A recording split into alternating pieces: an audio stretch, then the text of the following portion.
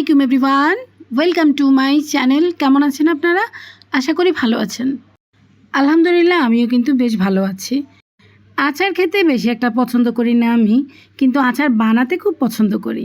তাই তো এই বছর আমের সৃজনে আমি আমের আচার দিইনি। আমার বাসায় আগের বছরের অনেকগুলা আচার ছিল, তাই ভাবলাম যে আচারগুলো একদম শেষ হয়ে যাক তারপরেই দিব। এই তো এখন দেখেন পাকা আমের সিজন শেষ হয়ে যাচ্ছে, আর এই সময় আমি এখন আচার বানাতে এসেছি। এই আমগুলা আমার ফ্রিজে ফ্রোজেন করা ছিল। ১.৫ বছর আগের আম দেখেন, কিন্তু দেখলে মনে হয় যে এগুলা ১.৫ বছর আগের আম। এত সুন্দর ফ্রেশ লাগছে, মনে হচ্ছে না যে এখনই কেটে আমি নতুন আমের আচার দিচ্ছি। আমগুলার সাথে কিছু ভিনেগার আর চিনি দিয়ে মিশিয়ে নিয়েছি। মিশানোর কাজটাতে কিন্তু আমার সাহেব আমাকে অনেক হেল্প করেছে। আর এই তো দেখেন একটা বড় পাতিল বসিয়ে দিয়েছি, কারণ যেহেতু আচারের পরিমাণ একটু বেশি, তাই একটু বড় পাতিলে না বসালে নাড়াচাড়া করতে অসুবিধা হবে। এই তো দেখেন সাহেবকেই দিলাম আজকে যে তুমি আমাকে হেল্প করো, তাই তো সে আমাকে আচার বানানোর অনেক কাজে হেল্প করছে, কারণ এত বেশি আম আমার নাড়তে অসুবিধা হবে দেখে সে নিজে থেকে বলল, তুমি দাঁড়িয়ে থাকো, আমি সবগুলো আম ঢেলে দিয়ে তোমাকে একটু মিশিয়ে দিই। তাই তো দেখেন সবগুলো আম এখন আমাকে সুন্দর করে সে মিশিয়ে দিচ্ছে। আমগুলোকে ভালো করে মিশিয়ে দিয়ে তারপরে তাকে পাঠালাম আমি অন্য একটা কাজে। এদিকে দেখেন আমগুলা একদম সুন্দর করে নরম হয়ে গিয়েছে। আমি এখন এক এক করে সবগুলা মশলা দিয়ে দিয়েছি। সবাই সবার মতো করে আচার বানায়, আমার ধারণা সবাই আচার বানাতে পারে, তাই আমি আর পুরো রেসিপিটা দিলাম না। আমগুলা দেখেন এত সুন্দর করে সিদ্ধ হয়েছে, কিন্তু একদম নরম নরম হয়ে যায়নি। মনে হচ্ছে না যে আমি ফ্রোজেন আম দিয়ে আচার বানাচ্ছি।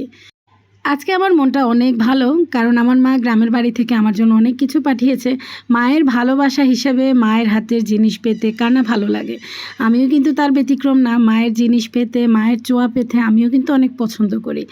তাই তো মনটা অনেক বেশি ভালো আমার।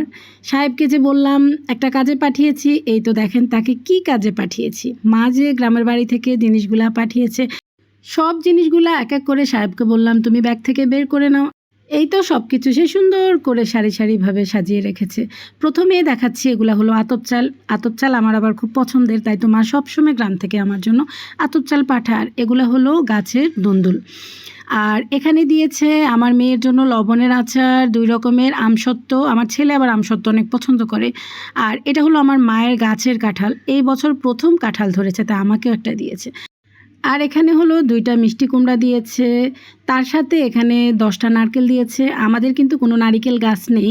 মা আমাকে সবসময় নারকেল কিনে দেয়, কারণ আমি আর আমার সাহেব নারকেল খেতে খুব পছন্দ করি। আর এখানে দিয়েছে ২ ধরনের ডাল। এই ডালগুলো আমার বাসায় সবসময় থাকে। আমি ঢাকায় আসার পর থেকে সবসময় আমার মা এই ডালগুলো আমার বাসায় মানে মাস্ট দিয়েই থাকে, যেহেতু আমরা পছন্দ করি।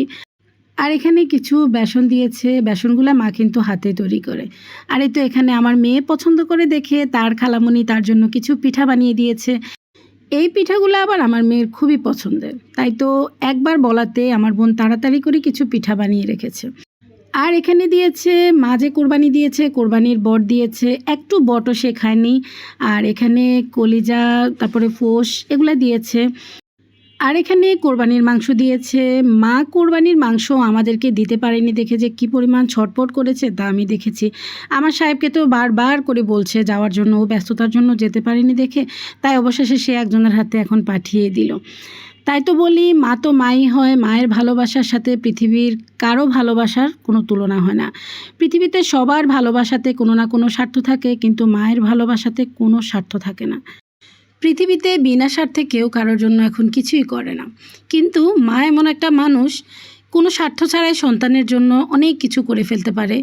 এই তো দেখেন এই মাংসগুলা আমাদেরকে পাঠানোর জন্য আমার মা যে কত অস্থির হয়েছিল।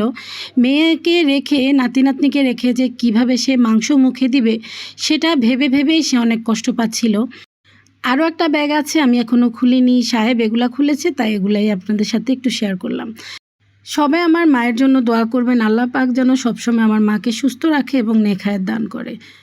এই তো এদিকের কাজ শেষ করে এখন চলে আসলাম আচারগুলাকে আমি একটু বক্সে বক্সে করে নিতে। আচারগুলা কিন্তু বেশ অনেকক্ষণ আগে আমার বানানো হয়েছে। ঠান্ডা হওয়ার পর এখন আচারগুলোকে আমি বিভিন্ন জারে নিয়ে নিচ্ছি। এই তো বড় একটা বক্সে নিচ্ছি। আচারের পরিমাণ যেহেতু অনেকগুলা, তাই আলাদা আলাদা করেই নিচ্ছি, ছোট বড় মিলিয়েই বক্স করে নিচ্ছি। আচারের কালারটাও কিন্তু বেশ সুন্দর এসেছে। জানি না ভিডিওতে কেমন বোঝা যাচ্ছে, তবে বাস্তবে অনেক সুন্দর এসেছে আর খেতেও কিন্তু বেশ মজা হয়েছে। আচারগুলা কিন্তু একদম আস্ত আস্ত ছিল, গলে যায়নি বেশি, তাই তো দেখতেও খুব ভালো লাগছিল, খেতেও কিন্তু খুব মজা হয়েছে। এই তো দেখেন আমার এই পরিমাণ আচার হয়েছে, একটা বক্সে নিয়েছি আর 3টা জারে নিয়েছি। আমার বেশ অনেক দিন চলে যাবে। আচার বেশি একটা খেতে পছন্দ করি না, কিন্তু আচার বানাতে আমি খুব পছন্দ করি। তাই তো সবসময় আমার বাসায় আচার না থাকলে আমার কেন জানি ভালোই লাগে না। তো আর কি, আজকের ভিডিওটা কেমন লেগেছে জানাতে কিন্তু ভুলবেন না। ভিডিও সম্বন্ধে কোনো মন্তব্য থাকলে আমাকে কিন্তু কমেন্ট করে জানাবেন, কারণ আপনাদের সুন্দর সুন্দর কমেন্ট পড়তে আমার কাছে কিন্তু খুব ভালোই লাগে। তো আজকের ভিডিওটা এখানেই শেষ করে দিচ্ছি। সবাই ভালো থাকবেন। আল্লাহ হাফেজ।